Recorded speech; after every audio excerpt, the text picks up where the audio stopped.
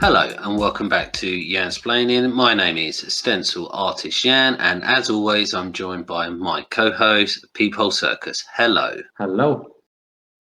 Would you like to hear about two films which Nintendo now owns the rights to regarding Mario films? Yeah, go on. In 1993, after the release of Super Mario Bros. The movie, which we know starred Tom Hanks and Arnold Schwarzenegger now, Yeah. there was two porn films made. Oh, yeah, I've seen those. Hornio Brothers and Super Hornio Brothers 2. Yeah, I like that you took me by surprise with the second one. Yeah, a lot of thought was put into that.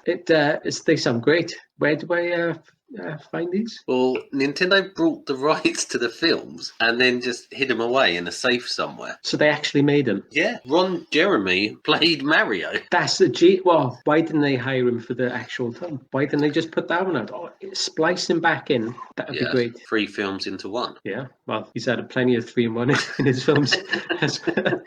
But enough of that.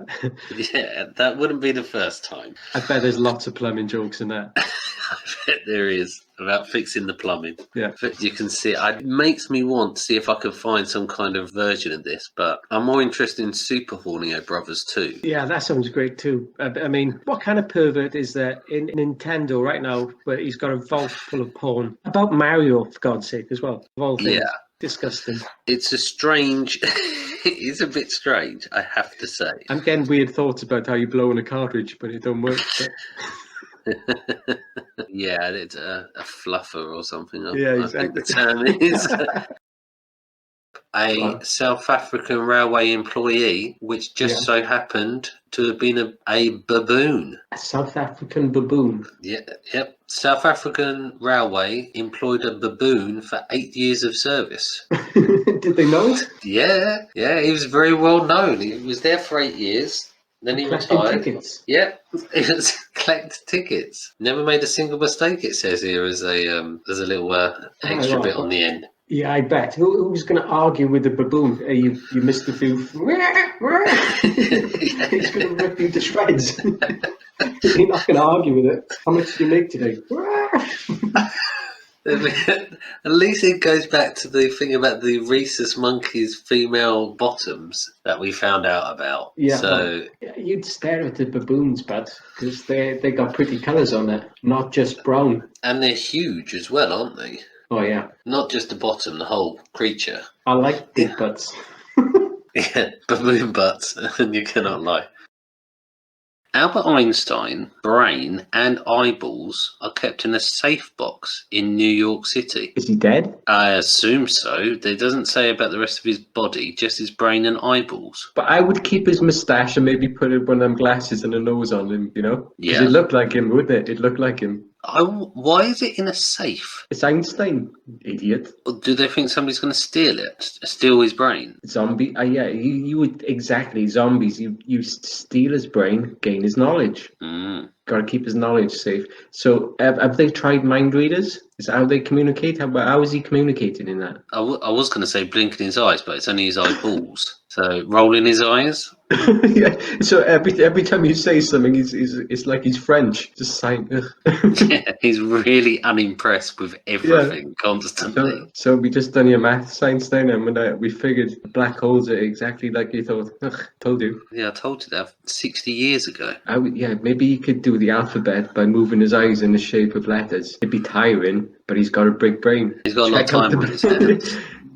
People say to check out the big brain of Einstein. Well, they can check it out now. Literally. I'm more interested in checking his balls out. Eyeballs or? Yeah, his eyeballs, of course. Oh, that's right. Of course. What did they do with the rest of him? I hope they made furniture out of his skin. Other than that, I don't really care. Like you say, his moustache, the big hair, just seems a bit strange.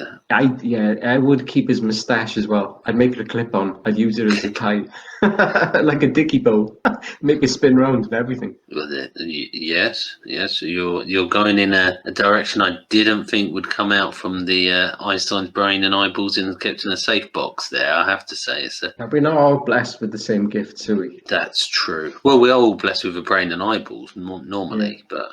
At least we're not French like Einstein. Good old French Einstein. I believe more in Alice in Wonderland than the existence of Australia. Well, you saying about that, I have got some facts which may make you think that you're correct, that it doesn't exist. Go on. There is a reptile park where they milk spiders. A reptiles park. Reptile. Reptile park. Either would work. Why? Yeah. Wait a minute. The spiders are not reptiles, are they? Arachnids. They're arachnids, but for some reason it's at the reptile park. See, this is what I mean. This isn't helping with your Australia doesn't exist. Do they dress up like reptiles? What do they do? Put little gills on them and gills. I nearly said fins. Scales on. Or maybe they do that after they've milked them. Yeah. I'd be poking my tongue out like a lizard if they were milking me.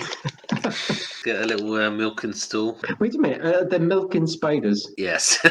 Now, how do you do that? With your little fingers? Well, I think the term milked is a strange term because they're milking the venom from the spiders. Yes, try searching that on Pornhub. I wonder if there's footage of that on Pornhub. I'd probably have a look, just a little look. Well, there you go. It's milking spiders. That's probably a slang for something. 8-legged furball gets milked. Yeah, if they can tell the females from the males, obviously that's the other side of this milking thing. But the milkers or the spiders? Yeah, I didn't think of that. It'd make a difference to me whatever was to get milked by. If I was a spider, I know they've got a right to be picky. Well, they've sent him to the reptile park instead of the arachnid park to begin with. Well, they're Australian, mind you, aren't they? Well, yes. Maybe they don't have a arachnid. Reptiles. Reptiles. Arachnid. If a spider got a boner, would he be immobile for a little while? Because it'd lift him up like a car jack. Just spin round, slowly rotate. That's Australians probably invented the fucking fidget spinner. It was probably a spider that did it. And interestingly, they would rotate the other way round.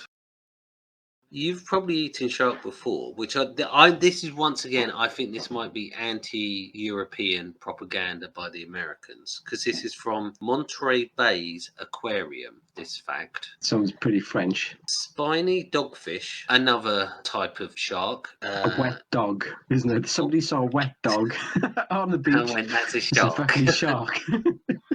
It's a Labrador. They saw a Labrador in the sea, and they went, that's a shark.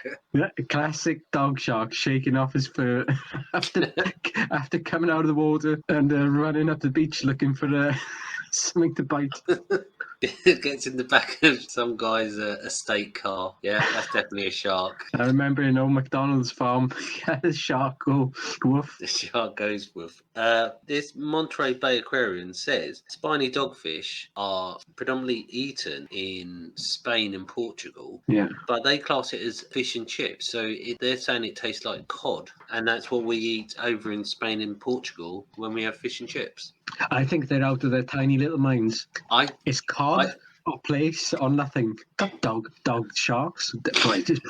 They're probably just eating dog, aren't they? They're worse than the Chinese. To be honest, if I was going to choose a fish off a menu, I don't think something with the words spiny or dog would be the fish I would choose.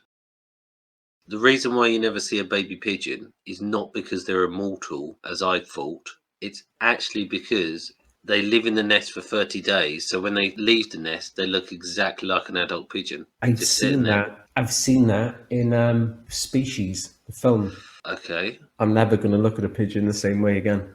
Although she looks pretty good in that film, doesn't she? That Natasha, what do you call her? So I'm starting to like pigeons. Natasha Hendricks, yeah. But she wasn't a pigeon. Well, they do say that, like humans can't fly, but they would, if they were to have like big wings, what you'd have to have is an enormous chest, isn't it? Yes. You said she wasn't a pigeon. My argument is that she's close. Close as you can be to a pigeon.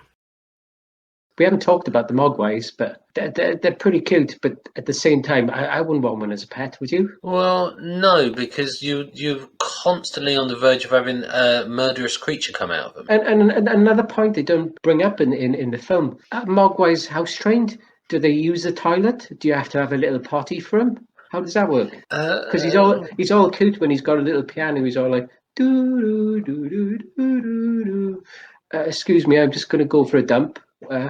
Where's the shitter? And is he has he got a litter tray like a cat? So he just sort of squats and scratching all day? Just don't know. I don't know. I don't know, because when you actually think about it, he can drive a car. He can. So he can drive a car, so he must be house trained. Does he use toilet paper? These are questions they don't. Maybe they're going to cover it in Gremlins 3, which allegedly is in pre-production. What and how does he clean himself? So a mogwai, right? If you've got a mogwai and how do you wash them? And so, well, they don't wash them. They wash themselves like a cat or a dog, right? They lick themselves. So what happens at like 12:05? The mogwai's there. What's his name? Gizmo. Gizmo's laying there. It's 12:05. Gizmo's there and having a bit of a clean. He's licking his balls like a cat does. Yes. Next thing you know, pop, pop, pop. He's got his little extra ones because he's all wet. Ridiculous. It's not well thought out, these rules, really, are they? Richard Kell, who played Jaws, he could only keep those metal teeth in his mouth for about 30 seconds. They're too heavy. I assume so. With a name like Jaws, you would have thought you could have held them in longer. Well, if you're called Jaws, you should have quite good bite strength, you would expect. That's the name. Yeah, exactly. The name's telling you one thing, and he's saying, oh, it's only 30 seconds. Wouldn't Jaws only get $700 per Wouldn't Jaws? Wouldn't Jaws. He's back to Thomas Jefferson again. Is it Jefferson? Yeah, not President Kennedy. Yeah, Thomas Jefferson and President Kennedy with their wooden teeth. Yeah, Thomas Jefferson, the guy who had the first airplane, if I'm correct. Yeah, and he made a whole band about it as well, about his He did his exploits. But in the bit where he bites through the chain at cable car. Yeah. Jaws stands there and bites through the cable. Yeah. That was actually a humongous length of licorice. Right. When you just said a humongous length, I was getting excited. Okay, licorice. Yeah. Wow. How long was that? How long was Jaws's length? Probably 2 feet or 3 feet for the cameras, for the widescreen. Wow, that's better than Liam Neeson, who should have got a part on he should have played that part. It's the girth, though, which is the important bit, because that was a whole cable car cable of licorice. So how much did he gobble down? Was he just like deep throating this big chunk of licorice and think, well, you're supposed to just bite it? Come on now. You bite the side, not the. This has gone on for 10 minutes, so you've done yet? Yeah, we done it. This isn't a Nintendo film. What are you doing? We spoke about camels before. Camel's milk does not curdle. It never goes off. That's handy to know. So when you run out of milk at your house, just find the nearest camel, which I'm sure there are many in Wales. Yeah, lots. Yeah, and just milk that one. Only the female ones, obviously. Damn it. And there you go. You got milk for life. I don't know if I really fancy camel milk. I don't know whether camel milk is going to be tasty. Think of it. He hasn't eaten or drunk anything fresh in like a month, and he's out in the desert, all sweaty and greasy.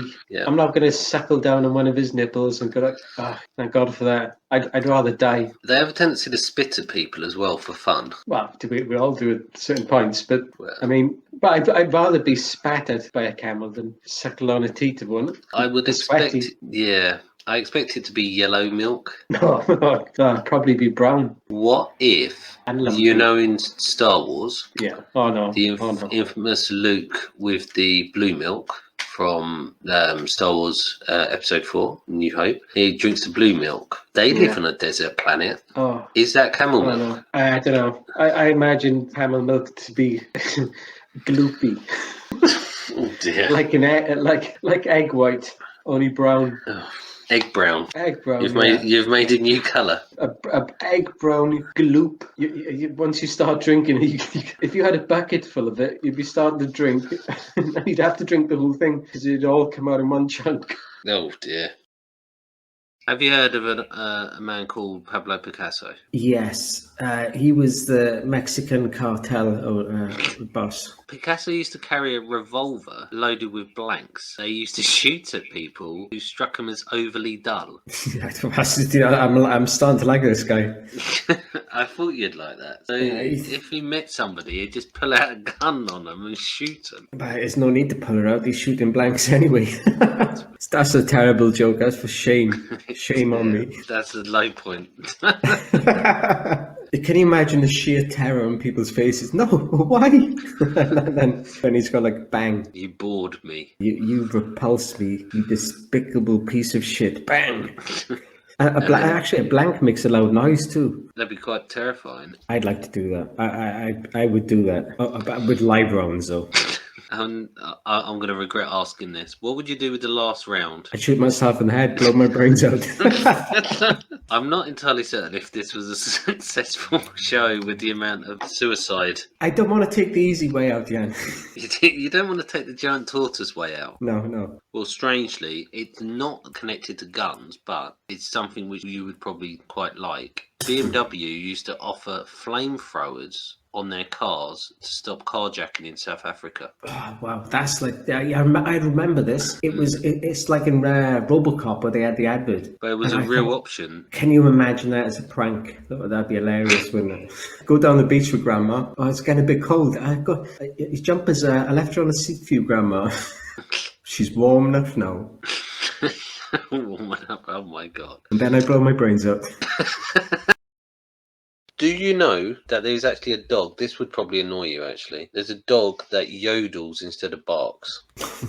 You wouldn't believe how fast I'd suplex it. As soon as he opened his mouth and that little annoying noise came out. Like, a yodeling dog. Did someone teach him, or is it? Well, it's probably natural, isn't it? Because yodeling is not like a skill or anything. Well, I'm actually wondering, it just says, Basenji dogs don't bark, they yodel. I don't know if that's their preferred postage or that's just like a statement. That'd be annoying. And then imagine you're trying to sleep. It's bad enough when you get a dog, and then the other one starts, 10 dogs bark, and then to top it all off, yodeling. Fuck this boot. Wearing lederhosen and those little hats with the feather. Yeah, you got one there with that massive pipe, smoking a bong, and then now you put the fucking Beatles record on. Maybe that's what. Oh, is that where the yodeling comes from? That's what the Beatles song had on it. I think it was Yoko Ono. It's a yodeling dog. It was like... On the Indonesian island of Tanah Toraja, if a baby dies before he starts teething, the family cuts a hole in a tree and places the dead child inside. I think she should go further and put the live kids in them as well. The tree then regrows around the baby and absorbs it into the tree. You get some nice fruit off it then to eat. It's like eating their soul a piece at a time. It's a strange thing. I can kind of see like the circle of life about it, but it's that was the fact which started the show. That's why we went for tree facts. Maybe they grow the tree grows and that's the tree they hang people on. So the death like tree. The death tree of the death. Tree of death. I'm writing that down. This story's going to write itself, I can tell. Tree of death. So, talking about tree of deaths, there's a tree in Florida. It's considered the most poisonous tree in the world. If you stand underneath it when it's raining, you'll get blisters come up on your skin. If you try to burn the wood, it will blind you from the smoke. And if you eat the fruit, it will kill you because it's poisonous. Bomb it, stick a baby in it, plant a bomb in the baby. Yes. Blow it up. But that's like one of those weird free bird roasts that you created then. Yeah. You know, where you have a chicken and a quail in a chicken in a duck. Nuclear bomb in a baby in a tree. It's a cunning plan. I like your style on it. They were going to have that it was a man in the real world and a woman in the Matrix. The reason why they changed it was because they felt it would be too much like a computer game. It's just a fun thing to like you jump in the Matrix, you cock about a bit, and then you go back home. I would have had one of them massive heads, you know, like you have in games. Why not? The bobblehead. Yeah. Yeah, you could be like from Fallout. Yeah. Walking around in like power armor. I was thinking about this. You could one of those could have come back as a dog. dog. If you can come back as anything. That's true. What would you come back as? Very good question. Keanu Reeves. I thought you were going to say ISIS or something like that. Yeah, I don't know. I don't know what I'd come back as. That's a very interesting thing, because in theory, if they can load you up with different, so you can learn kung fu and guns, and then you can bring you back with all guns, and they are the more attractive versions of themselves in the Matrix than they are in the real world as well, aren't they? Yeah. I'd come back as that runner guy. Do you Quap? You know that guy who can't run properly? You got to press the keys to run that game. Oh yeah. I thought you were going to say Oscar Pistorius for a moment there. Yeah, you're probably pretty good at a first player shooter or something as well. Yeah, I'd go for the bobblehead. You could come back as like Doom, so the guy at Doom or Wolfenstein or something like that. Would that work? If I came back as Hitler and offed myself, yes, would that work? Or is it too late? It's probably too late. Okay, that's fine. But could the scenario be that? Is the scenario running in live time, like a live stream, or can you go to different timelines in the Matrix? Hear me out on this one. Yeah. What if, right, at the start of the Matrix, he wakes up, he's in that little pod. Yes. We go all the way through the film, go all the way through the second Matrix, we get all the craziness goes on. We get to the third one, everything goes as planned in the film. You get to the guy at the end, right? Yes. And he explains that nonsense to you. And as you get this confused look on Neo's face and he starts glitching out like the woman half plugged, right? Yeah. Frothing at the mouth, legs and arms pointing all over the shop. Yeah. Cut to another one of them things where he wakes up from. The lid opens, spits all the water out. It's Hitler. Ich mein dich nicht. End credits. Mind blowing. Yes. Yeah. I think it was all a Nazi science experiment. A Nazi fever dream. Wow. I should work in Hollywood. We've said this before. I don't think I can beat that with anything else. And on that bombshell, I think we'll call it a night. Thank you very much, people, as always. There's been Yansplaining. Like, subscribe, ring the bell. Anything else you want to add? Good night. Good night. Please like, subscribe, and ring the bell.